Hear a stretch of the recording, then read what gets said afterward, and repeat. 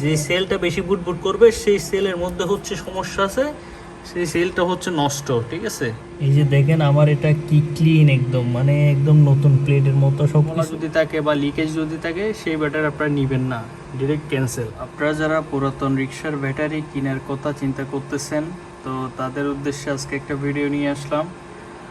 আপনারা কি দেখে আসলে ব্যাটারিটা কিনবেন বা কি দেখে ব্যাটারি চিনবেন, যেহেতু এগুলো পুরাতন ব্যাটারি আপনাদের অবশ্যই দেখে শুনে নিতে হবে, না হলে আপনারা ঠকে যাবেন।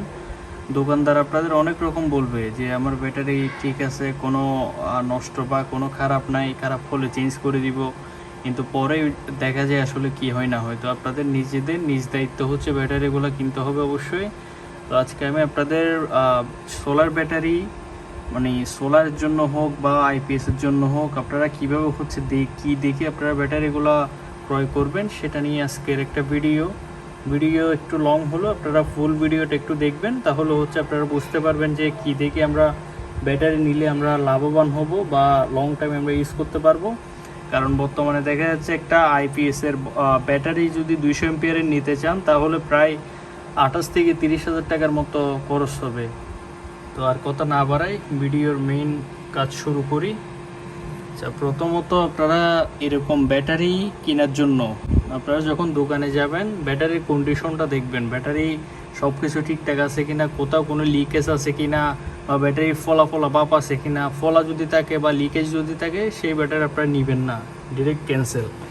এর পরবর্তীতে আপনারা যেটা করবেন সেটা হচ্ছে ব্যাটারির প্রত্যেকটা মুখ খুলে ফেলবেন। আমি প্রত্যেকটা খুলি আপনাদের দেখাই। প্রত্যেকটা মুখ খুলে আপনারা ভিতরে দেখবেন ব্যাটারি সব কিছু ঠিকঠাক আছে কিনা। এই যে দেখেন আমার এটা কি ক্লিন একদম, মানে একদম নতুন প্লেটের মতো সব কিছু। আমি আরও একটা যদি আপনাদের খুলে দেখাই,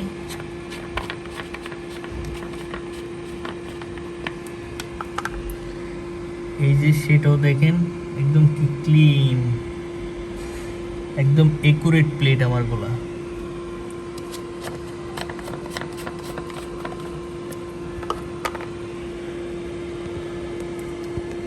এই যে এটাও দেখেন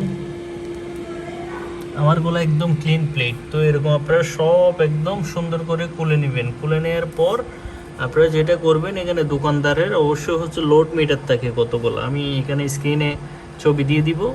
তো এই লোড মিটারগুলো দিয়ে আপনারা হচ্ছে দুই প্রান্তে ধরবেন, ধরার পর সবগুলা মুখ যখন খোলা থাকবে তখন হচ্ছে ভিতরে দেখবেন বেশি বুট বুট বুট বুট করে কিনা।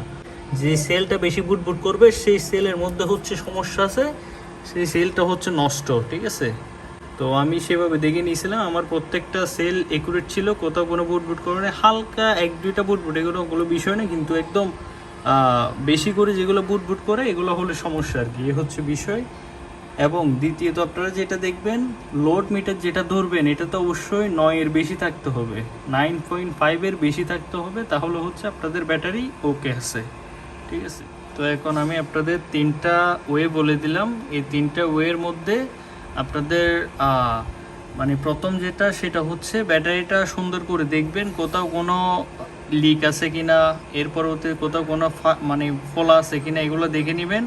দ্বিতীয়ত হচ্ছে আপনারা এই মুখগুলো খুলে সুন্দর করে সেলগুলো দেখবেন, সবগুলো সেল ঠিকঠাক আছে কিনা, কোথাও মানে ভিতরে হচ্ছে কতগুলো একদম জাজরা থাকে, বা মানে আমার এটা যেভাবে পানি সুন্দর দেখা যাচ্ছে এভাবে দেখা নাও যেতে পারে, আবার অনেকে পানি নতুন করে ভরে দেয়। তো পানি ভরে দিলেও দেখা যাচ্ছে যে সেলগুলো হচ্ছে দেখেই বোঝা যায় একদম সেল কতগুলো ঝাঁঝরা থাকে, এই ঝাঁঝরা সেলগুলো নেবেন না, এগুলো হচ্ছে কয়েক মাস পরে নষ্ট হয়ে যায়। আর এই 3 নাম্বার হচ্ছে সবগুলো মুখ খুলে সুন্দর করে দুই প্রান্তে লোড মিটার ধরে দেখবেন আপনাদের ভিতরে কোনো বুটবুট করে কিনা। 4 নাম্বার যেটা সেটা হচ্ছে আপনারা লোড মিটারে দেখবেন 9.5 এর বেশি আছে কিনা। অনেকগুলা দেখা যাচ্ছে অনেকক্ষণ ধরে রাখার পরও 9.5 এরকম হয়ও না, টোটালি যায়ও না। তাও এই ব্যাটারিগুলো দোকানদার যতই ভালো বলুক, এই ব্যাটারিগুলো আপনারা কিনবেন না, এগুলো কিনে আপনাদের লস ছাড়া আর কোনো কিছু না। আর বিশেষ করে সোলার সিস্টেম বা এগুলোর জন্য পুরাতন ব্র্যান্ডের যেগুলো হচ্ছে পাউডার ব্যাটারি আছে, এই পাউডার ব্যাটারিগুলো আপনারা না কেনা ট্রাই করবেন, কারণ পাউডার ব্যাটারি অনেক সময় এমনিতে মানে নষ্ট হয়ে যায়। এগুলো হচ্ছে ওরা বিভিন্ন কেমিক্যাল বা বিভিন্ন ইয়ের মাধ্যমে তো আবার নতুন করে করে, তো এগুলো হচ্ছে হালকা কিছু মানে ধারণ ক্ষমতা রাখে। এরপরে কিছু মাস ইউজ করার পর এগুলো এমনিতে হচ্ছে নষ্ট হয়ে যায়, তো পুরো টাকাটাই হচ্ছে লস হয় আর কি। এরপর সব কিছু কমপ্লিট করার পর আপনারা দোকানদারের সাথে কথা বলে ব্যাটারিটা নিয়ে নেবেন। আর ব্যাটারিটা নেওয়ার সময় অবশ্যই দোকানদার থেকে গ্যারান্টি ওয়ারেন্টি, মানে উনি যেটা হচ্ছে ওনার তরফ থেকে গ্যারান্টি প্রোভাইড করবে, যেমন দেখা যাচ্ছে 5 মাস 6 মাস বা 1 বছর, মানে ওনারা নিজেরা হচ্ছে এভাবে গ্যারান্টি প্রোভাইড করে, যাতে পরবর্তীতে গেলে আরেকটা ব্যাটারি রিপ্লেস করে দেয়।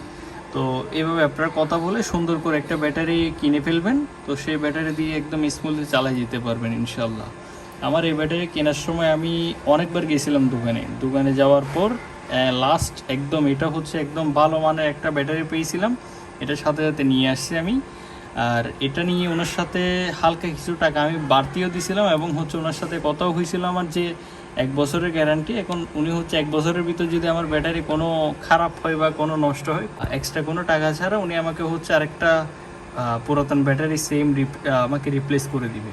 তো ওইটাও আমি অবশ্যই দেখেই নিব, এটাতে এমনি এমনি খারাপ বা কোনো ব্যাটারি নিয়ে নিব না, অবশ্যই এভাবে দেখেই নিব। তো ভিডিওটি কেমন লাগলো অবশ্যই কমেন্ট করে আপনাদের মতামত জানাবেন। আর এরকম নিত্য নতুন ভিডিও পাওয়ার জন্য আমার পেজটি ফলো করে পাশে থাকবেন। আপনাদের যদি কোনো ভিডিও বা কোনো কিছুর প্রয়োজন হয় অবশ্যই আমাকে কমেন্ট করবেন বা ইনবক্সে মেসেজ দিবেন, যাকে যতটুকু পারি ইনশাল্লাহ সাহায্য করার ট্রাই করব। আর এই আর কি, আমার জন্য দোয়া করবেন। আসসালামু আলাইকুম।